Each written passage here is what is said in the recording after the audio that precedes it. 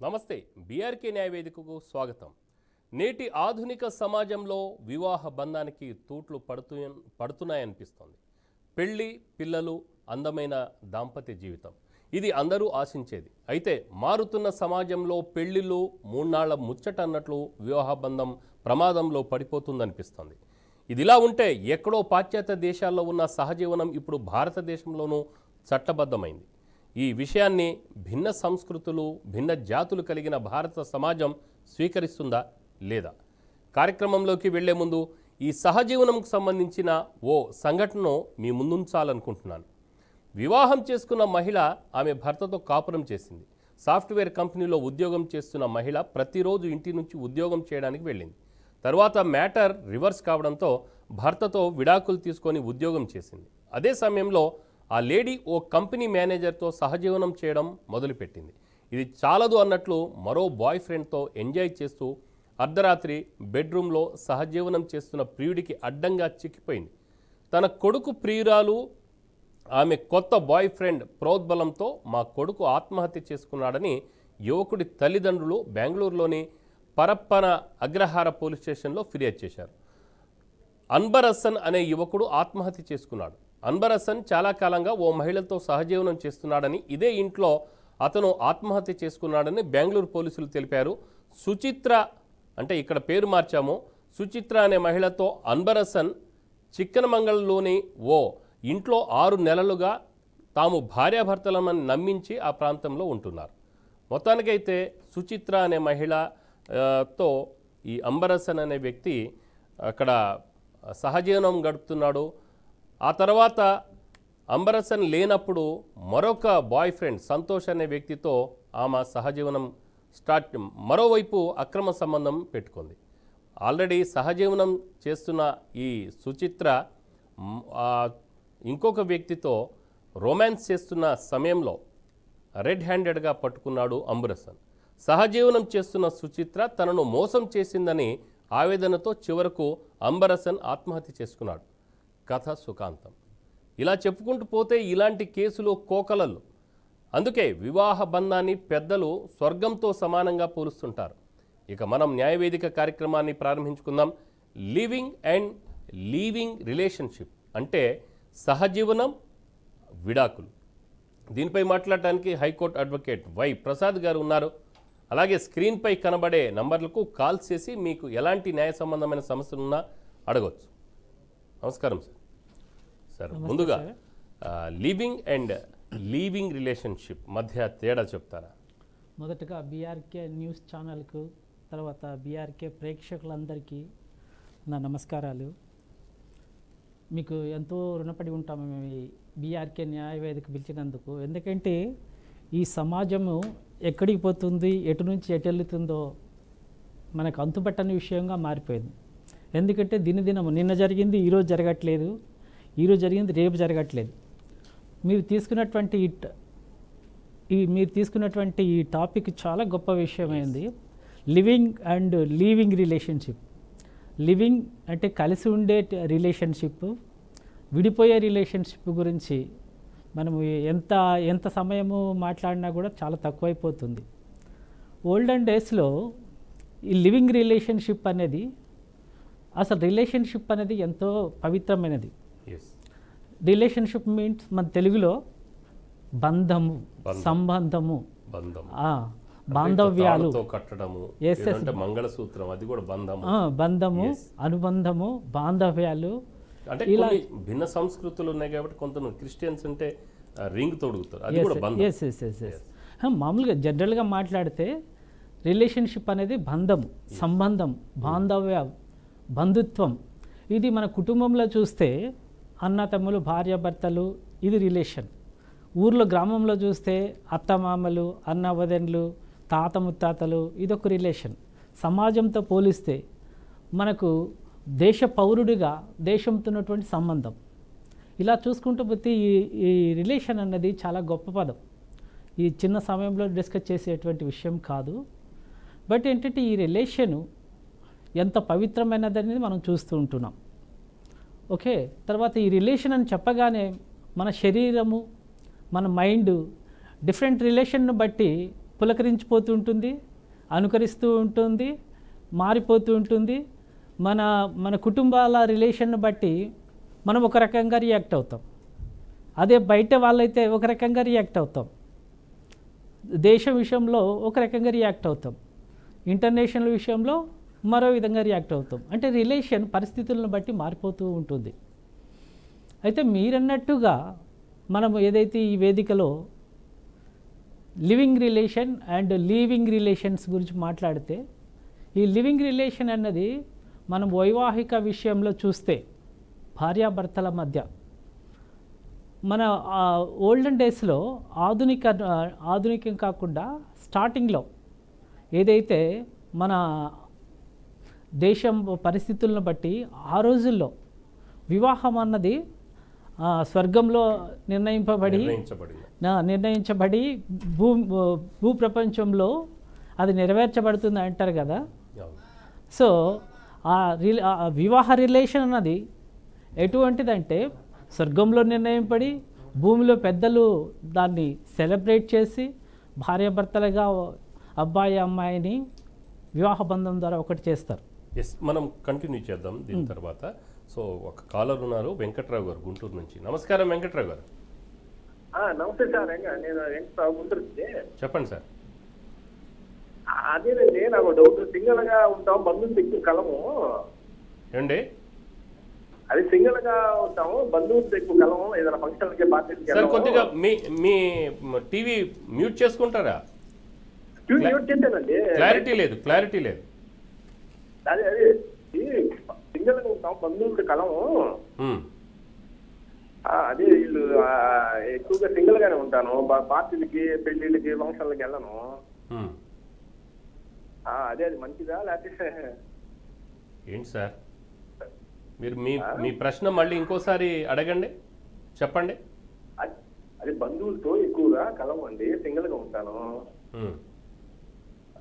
అదే వీళ్ళు మా ఆవిడ వెళ్తా ఉంటుంది పార్టీలు ఫంక్షన్లకి, నేను వెళ్ళను. ఎస్, అంతే. అంటే ఇప్పుడు కుటుంబ సభ్యుల్లో బంధువుల ఇండ్లకు పార్టీలు ఏదైనా జరిగినప్పుడు వాళ్ళ ఆవిడ మాత్రమే వెళ్తారు, వెంకట్రావు గారు వెళ్ళకపోతే ఎలా ఉంటుంది అంటే సంబంధం, బాంధవ్యం, వాటి మీద వెంకట్రావు గారు అడుగుతున్నారు. వెంకట్రావు గారు నమస్తే అండి. మనము హ్యూమన్ బీయింగ్ సోషల్ అనిమల్, మన సమాజానికి సంబంధించిన అనిమల్. ఈ రిలేషన్ మనం ఎంతగా ఎంజాయ్ చేస్తే అంతగా ఎంజాయ్ చేస్తే మన మైండ్ మనసు చాలా హ్యాపీగా ఫీల్ అవుతాయి. మీరు ఆ రిలేషన్ను బంధుత్వాలను కలవడానికి పార్టీలకు వెళ్ళడానికి ఎందుకు ఇష్టపడరో అది ఫస్ట్ మిమ్మల్ని మీరు చెక్ చేసుకోవాలి. దానికి ఒక లీగాలిటీ అంటూ లేదు, అది సోషల్ రిలేషన్. మీరు చక్కగా అందరితో వెళ్ళి అందరితో హ్యాపీగా గడిపి అందరితో రిలేషన్ మెయింటైన్ చేయడం అనేది మీకు ఆరోగ్యదాయకమైన విషయం. తర్వాత మీ వైఫ్తో కూడా మీకు మంచి రిలేషన్, తను ఒక్కటే వెళితే మీరు వెళ్ళలేకపోతే అక్కడ మీ ఇద్దరికి కూడా చిన్న గ్యాప్ వచ్చే అవకాశం ఉంది.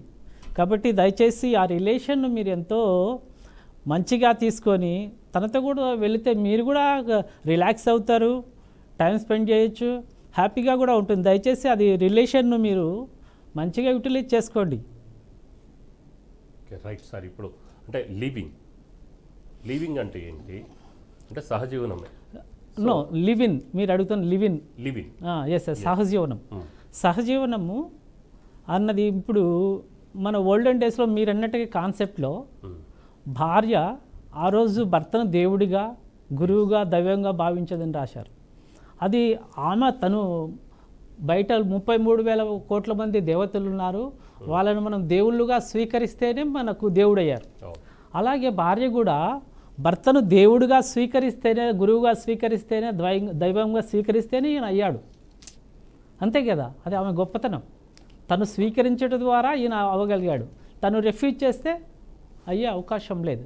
సో ఆ రోజుల్లో ఇంకో రీజన్ ఏముందంటే స్త్రీలకు ఎకనామికల్ సోర్స్ ఉండేది కాదు. ముఖ్యంగా మనం అప్పటి నుంచి ఇప్పటి వరకు అబ్జర్వ్ చేస్తే స్త్రీలకు ఎకనామికల్ సోర్స్ ఉండేది కాదు.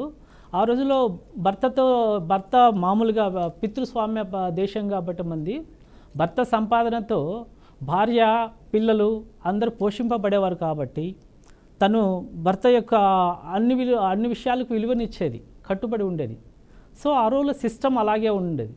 ఈ రోజుల్లో మగాడితో పాటు స్త్రీ కూడా, మగాడు బీటెక్ చదివితే తను ఎంటెక్ చదువుతుంది, ఎస్ మగాడు 2 లక్షలు శాలరీ ఇస్తే తను 4 లక్షలు శాలరీ ఇస్తుంది, ఎస్ తను నైట్ డ్యూటీ చేయగలుగుతుంది, అంతరిక్షంలోకి వెళ్ళగలుగుతుంది, షిప్పులు నడపగలుగుతుంది.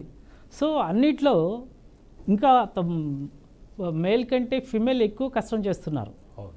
సో దాన్ని మనము మార్పును స్వాగతించాలి. మార్పును స్వాగతిస్తూ అది నా భార్యే కదా, నా సిస్టరే కదా, మా మదరే కదా, తను ఇంత పొజిషన్కి వెళ్తుందని చెప్పి మనము దాన్ని ఆహ్వానిస్తూ సంతోషకరంగా మనం తను ఎంకరేజ్ చేయాలి.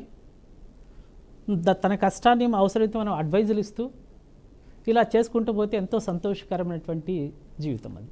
ఈ లివ్ ఇన్ రిలేషన్షిప్ ఎందుకు వచ్చిందంటే, సో దీన్ని మగాడు ఇష్టపడడం లేదా, సమాజం ఇష్టపడడం లేదా, భార్య బయటికి రావడం ఇష్టపడడం లేదా, లేకపోతే సమాజము ఆడవారు బయటికి రావడానికి ఇష్టపడడం లేదా అనేది పరిస్థితులను బట్టి, తర్వాత తన కుటుంబ పరిస్థితులను బట్టి, తర్వాత తనకున్నటువంటి పర్సనల్ ప్రాబ్లమ్స్ని బట్టి, ఈ పరిస్థితులన్నీ తను ఫేస్ చేస్తూ ఎక్కడైతే తను ఇలా ప్రాబ్లమ్స్ ఫేస్ చేస్తుందో తను ఇండివిజువాలిటీ కోరుకుంటూ వచ్చింది.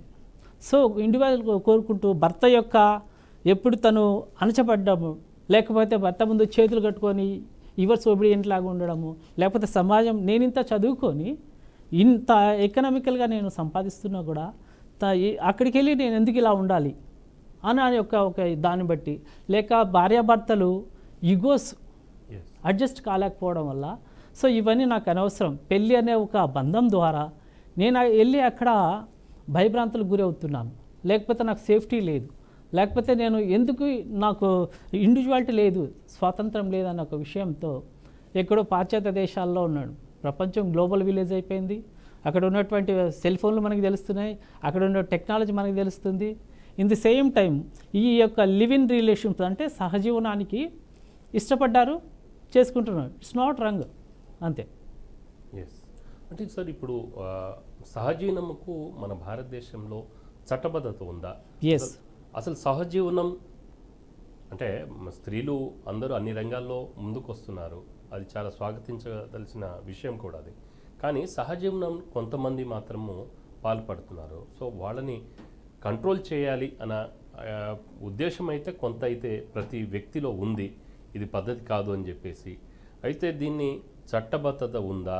అలాగనే ఒకవేళ సహజీవనానికి ఎందుకు దారి తీస్తుంది, దానికి కారణాలు ఏంటి? సహజీవనానికి మన దేశంలో చట్టబద్ధత ఉంది.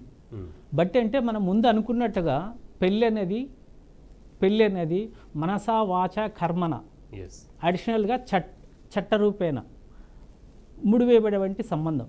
బట్ వేసే సహజీవనం అనేది మనసా వాచ కర్మన ఉంటుంది, కానీ చట్టబద్ధత అనేది it's not wrong, it's not illegal. But ఏంటంటే మీరు కోర్టుకు వెళ్ళి రేపు విడిపోవాలనుకుంటే మీకు ప్రొవిజన్ ఉండదు. ఎవరైతే సహజీవనం చేస్తున్నారో వాళ్ళు కోర్టుకు వెళ్ళి విడాకులు తీసుకునే అవకాశం లేదు.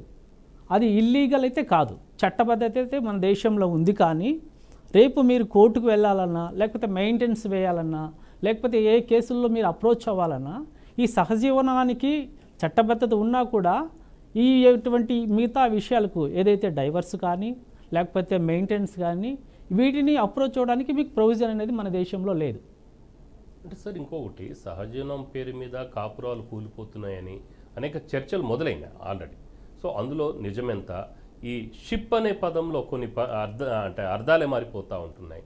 అదేంటంటే ఫ్రెండ్షిప్, రిలేషన్షిప్, లీగల్ రిలేషన్షిప్, ఇవి ఉన్నాయి. అసలు ఏంటి అసలు ఈ వివాహ వ్యవస్థ ఏదైతే ఉందో ఈ వివాహ వ్యవస్థని కొంచెం ఒక డిఫరెంట్ వేలో తీసుకెళ్ళడానికి ఇవన్నీ దాపురించాయా అని చెప్పేసి నా ఒపీనియన్ అనిపిస్తుంది. సో అలాగనే పెళ్లిదారు పుట్టిన అంటే సహజీవనంలో ఉన్న దంపతులకు, అలాగనే పెళ్లి ద్వారా పుట్టిన దంపతుల పిల్లలకు ఎలాంటి హక్కులు ఉంటాయి, రైట్స్? మనం అనుకున్నట్టు పెళ్ళి అనేది మన దేశంలో చట్టబద్ధతమైనటువంటి విషయం. సహజీవనానికి చట్టబద్ధత ఉంది, కానీ కోర్టును అప్రోచ్ అవ్వలేము, ప్రొవిజన్స్ అనేది లేవు. కాబట్టి మనం ఏదైనా కోర్టులో కేసు దావాలు వేయాలంటే ప్రొవిజన్ అంటూ ఉండాలి. ప్రొవిజన్ లేకపోతే మనం కోర్టును అప్రోచ్ అవ్వలేము. ఈ పెళ్ళి అనేది మీరు అన్నట్టు మన దేశంలో ఎంతో పవిత్రమైన కార్యం అని మనం అనుకుంటున్నాం.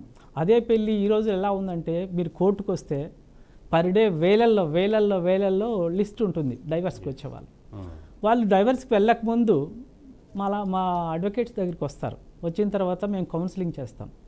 మేము కౌన్సిలింగ్ చేస్తే వాళ్ళ పొజిషన్ ఎలా ఉందంటే ఎక్కువ చదువుకున్న వాళ్ళు, ఎక్కువ జ్ఞానవంతులు, ఎక్కువ ఇంగ్లీష్ మాట్లాడతారు, ఎక్కువ తెలుగు మాట్లాడతారు, ఎక్కువ తెలివివంతులు. మనం కౌన్సిలింగ్ చేయలేము. వాళ్ళు ఆల్రెడీ డిసైడెడ్, సరే ఆల్రెడీ మేము డిసైడెడ్, మీరు ఎందుకు మమ్మల్ని కౌన్సిలింగ్ చేస్తారని మమ్మల్ని క్వశ్చన్ చేస్తున్నారు. సో తప్పదు కదా, మా ప్రొఫెషన్ మేము చేస్తాము. కోర్టుకు వస్తారు. కోర్టుకు వచ్చిన తర్వాత వాళ్ళు డైవర్స్ ఫైల్ చేసిన తర్వాత ఆ రోజుల్లో ఓల్డెన్ డేస్లో డైవర్స్ అంటే భార్యాభర్తలు విడిపోతూ వాళ్ళు పడే బాధ ఆ టైంలో చూస్తే చాలా వర్ణనాతీతం.